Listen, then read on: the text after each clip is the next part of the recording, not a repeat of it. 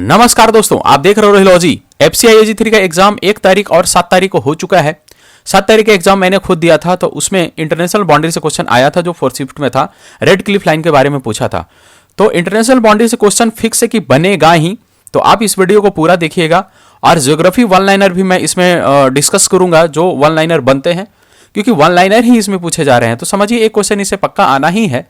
तो अगर आप इस चैनल पर नए हैं तो चैनल को प्लीज सब्सक्राइब कर लें और बेल आइकन को भी प्रेस कर ले। बहुत सारे वीडियोस डाले गए हैं, उसको भी यहाँ पर जाकर देखिए और अच्छे कंटेंट प्रोवाइड होते हैं यहाँ पे। चलिए, इंडिया जो है एक्चुअली 7 कंट्री के साथ अपना बाउंड्री शेयर करती है। एक जो है श्रीलंका बीच में आ जाता है समुद्र, तो ये दोनों को जो सेपरेट करने का काम करता है वो करता है पाक स्टेट, जो लगभग 30 किलोमीटर का रेंज है। तो इंडिया और श्रीलंका का अगर पूछेगा तो पाक स्टेट होगा। एक्चुअली ये बाउंड्री के रूप में नहीं आता है, तो आप पाक स्टेट से सेपरेट होता है, तो ये आप आंसर कर सकते हैं। अब चलिए एक एक करके देखते हैं। पहला जो है पाकिस्तान। पाकिस्तान के साथ जो इंडिया बाउंड्री शेयर करती है, ये एक्चुअली 7 तारीख को पूछ चुका है, तो ये नहीं ही पूछेगा, बगैर ये 6 पूछ सकता है। रेड क्लिफ लाइन जो 3323 किलोमीटर है। उसके बाद चाइना के साथ जो इंडिया बाउंड्री शेयर करती है उसको मैक मोहन लाइन बोलते हैं, और ये है 3380 किलोमीटर। देखिए, इंडिया सबसे लॉन्गेस्ट बाउंड्री किसके साथ शेयर करती है, सबसे शॉर्टेस्ट बाउंड्री किसके साथ शेयर करती है, और इंडिया कितने कंट्री के साथ बाउंड्री शेयर करती है, ये भी क्वेश्चन बन सकता है। तो 7 कंट्री के साथ बाउंड्री शेयर करती है। सबसे लॉन्गेस्ट बाउंड्री जो शेयर करती है अपना, वो बांग्लादेश के साथ करती है, और सबसे शॉर्टेस्ट जो करती है वो अफगानिस्तान के साथ करती है, जो कि 106 किलोमीटर है मात्र।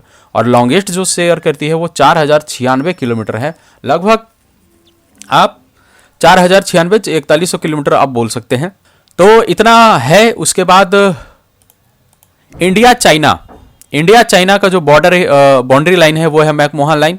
उसके बाद बांग्लादेश का जो है वो है पूर्वाचल एक्चुअली कभी कभी पूर्वाचल भी बोलते हैं, नहीं तो मेन इसका जो नाम है वो है जीरो लाइन बोलते हैं। अफगानिस्तान के साथ जो बाउंड्री शेयर करती है उसको ड्यूरेंट लाइन बोलते हैं, जो 106 किलोमीटर का मात्र है। उसके बाद म्यांमार के साथ जो इंडिया बाउंड्री शेयर करती है उसको इंडो बर्मा बैरियर बोलते हैं, जो 1643 किलोमीटर है।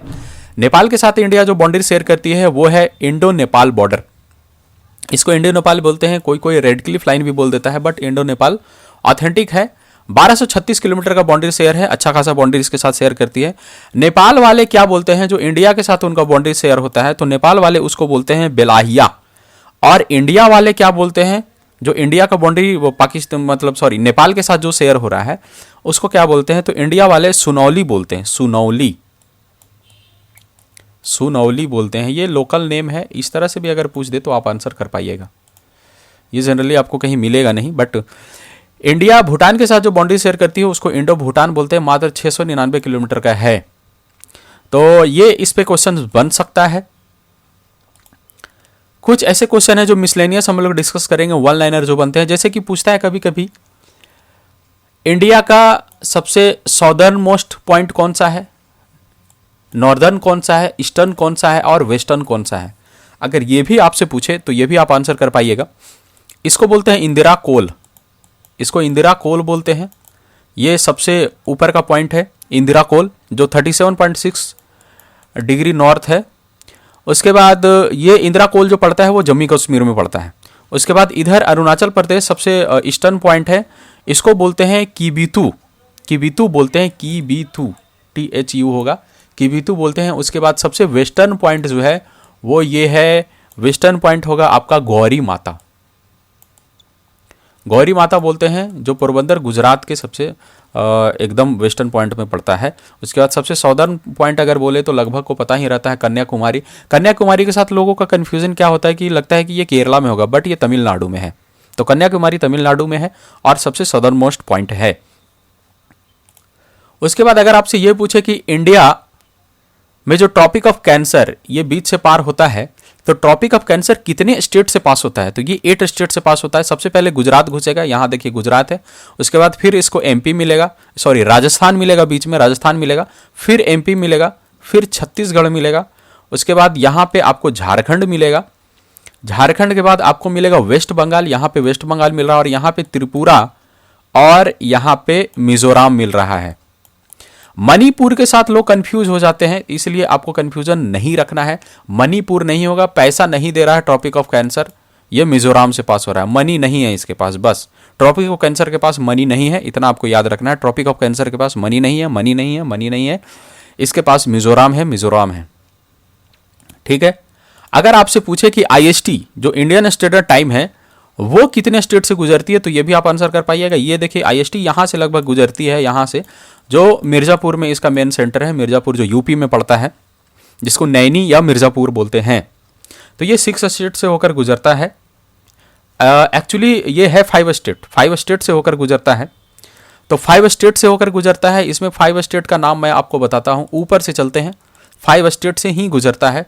तो यहाँ पे आपका है मिर्ज़ापुर, तो ये हो गया यूपी। उसके बाद नीचे एमपी है जो इधर तक पूरा सटा हुआ है, तो एमपी थोड़ा सा टच करता है, तो उसके बाद आ जाता है एमपी। उसके बाद नीचे आपको मिलेगा छत्तीसगढ़, फिर आपको मिलेगा नीचे उड़ीसा।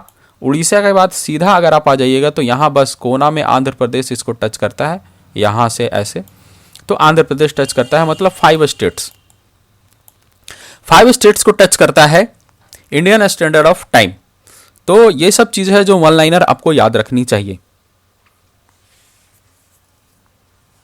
उसके बाद अगर आपसे ये पूछे कि इंडिया का जो कोस्ट लाइन है, इंडिया का जो कोस्ट लाइन है, ये कोस्ट लाइन बोलते हैं इसको, ये जो कोस्ट लाइन है इंडिया का कोस्ट लाइन, वो कितने स्टेट से को टच करती है? इंडिया का कोस्ट लाइन जो है वो कितने स्टेट को टच करती है? तो इंडिया का कोस्ट लाइन जो है वो 9 स्टेट्स को टच करती है।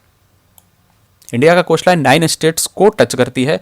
अगर एलओसी आपसे पूछ दिया जाए कि लाइन ऑफ एक्चुअल कंट्रोल, भी कभी फुल फॉर्म भी पूछ दिया जा रहा है, तो एलओसी का फुल फॉर्म जो होता है वो होता है line of control, line of control बोलते हैं। उसके बाद ये जो है एलओसी, ये इंडिया और पाकिस्तान के बीच का बॉर्डर है। एलओसी जो है इंडिया और पाकिस्तान के बीच का बॉर्डर है। उसके बाद एलएसी जो है वो लाइन ऑफ एक्चुअल कंट्रोल इसको बोलते हैं। ये है इंडिया और चाइना के बीच जो 1962 में खींचा गया था, ये आपको याद रखना है। उसके बाद ये जो आपका एलओसी है, एलओसी लाइन जो है जो पाकिस्तान के साथ शेयर होता है, ये एक्चुअली शिमला एग्रीमेंट के साथ हुआ था। शिमला एग्रीमेंट हुआ था 1972 में, जब इंदिरा गांधी थी उस समय प्राइम मिनिस्टर। ये 3 जुलाई को हुआ था 1972 को। तो लगभग इस तरह से अगर आपसे क्वेश्चन पूछा जाए तो आप आसानी से आंसर कर सकते हैं। मैक मोहन लाइन जो है ये भी क्वेश्चन पूछ सकता है, ये शिमला कन्वेंशन में हुआ था। तो इतने सारे क्वेश्चंस हैं जो आप कर सकते हैं। उसके बाद अगर आपको कोई और भी वीडियोस चाहिए तो आप प्लीज़ कमेंट सेक्शन में बताइए, मैं अच्छा कंटेंट आपके सामने लेकर आऊँगा। धन्यवाद।